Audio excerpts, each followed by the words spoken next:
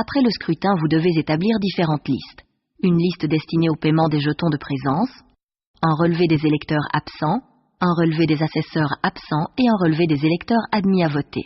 La liste destinée au paiement des jetons de présence doit être complétée et signée en 2 exemplaires par chacun des membres de votre bureau. Un exemplaire de cette liste sera expédié à la fin du scrutin au président de canton. Vous conservez soigneusement le second exemplaire. Le relevé des électeurs absents est dressé à l'aide de 2 listes de pointage et signé par tous les membres du bureau.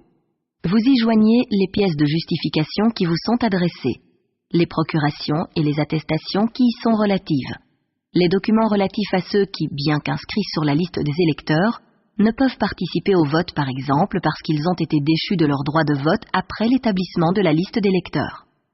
Enfin, le bureau doit dresser un relevé des électeurs admis à voter. Il s'agit d'un relevé des électeurs qui, bien que non inscrits sur les listes du bureau de vote, ont toutefois été admis au vote.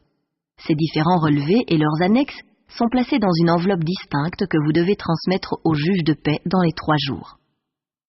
Le bureau inscrira ensuite au procès-verbal le nombre des votants d'après les listes de pointage. Ce nombre correspond à la somme des électeurs qui ont voté personnellement et des électeurs qui ont voté par procuration. Les 2 listes de pointage, signées par les membres du bureau et vous-même, sont placées dans 2 enveloppes cachetées destinées au bureau de dépouillement. Le bureau constate ensuite pour chaque élection le nombre de bulletins de vote déposés, le nombre de bulletins de vote repris, le nombre de bulletins de vote non utilisés. Pour chaque élection, les bulletins de vote repris et non utilisés sont placés dans une enveloppe scellée distincte. Toutes ces enveloppes contenant les bulletins de vote sont destinées au bureau de dépouillement.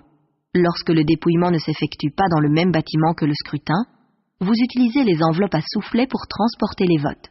Vous faites ouvrir l'urne et vous placez le contenu sans que les bulletins ne soient dépliés ou comptés dans les enveloppes à soufflet. Le bureau s'assure que l'urne est entièrement vide. Les enveloppes sont immédiatement scellées. Tous les membres du bureau ainsi que les témoins qui en font la demande apposent leur cachet. Une note est rédigée mentionnant le numéro du bureau de vote et le nombre des votants pointés, tel que mentionné dans le procès-verbal. Les bulletins de vote qui se trouvent dans une autre urne que celle à laquelle ils étaient destinés sont placés dans des enveloppes spécialement prévues en mentionnant leur origine et leur nombre. Cette enveloppe spéciale est déposée dans l'enveloppe à soufflet correspondant au scrutin concerné. Vous en faites mention au procès-verbal. Lorsque vous travaillez avec des enveloppes à soufflet, vous laissez les urnes sur place dans le bureau de vote. N'oubliez pas de joindre les 2 jeux de clés, celui que vous avez conservé sur vous, celui que vous avez confié à un assesseur. Si vous n'utilisez pas d'enveloppe à soufflet, ou si le dépouillement s'effectue dans le même bâtiment, le président laisse les bulletins de vote dans l'urne. Toutefois, avant de sceller les urnes, il s'assure en présence du bureau que chacune des urnes ne contient pas de bulletin destiné à un autre scrutin. Les bulletins de vote qui se trouvent dans une autre urne que celle à laquelle ils étaient destinés sont placés dans les enveloppes spécialement prévues avec la mention de l'origine et du nombre. Cette enveloppe spéciale est déposée dans l'urne correspondante au scrutin concerné. Il en est fait mention au procès-verbal. Les urnes sont alors scellées par une bande de papier apposée sur leur orifice. Y sont mentionnés le numéro du bureau de vote et le nombre des votants, tel qu'il est mentionné au procès-verbal. Ensuite, lecture est faite du procès-verbal actant, s'il y a lieu, les observations des témoins. Chaque exemplaire du procès-verbal est signé par tous les membres du bureau et par les témoins qui le souhaitent.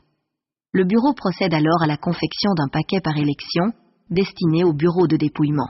Celui-ci contient une enveloppe contenant un exemplaire du procès-verbal du bureau de vote auquel est joint le modèle de bulletin de vote paraphé, une enveloppe contenant un exemplaire des listes de pointage, une enveloppe contenant les bulletins repris aux électeurs, une enveloppe contenant les bulletins de vote non utilisés, et une enveloppe à soufflet contenant les bulletins de vote.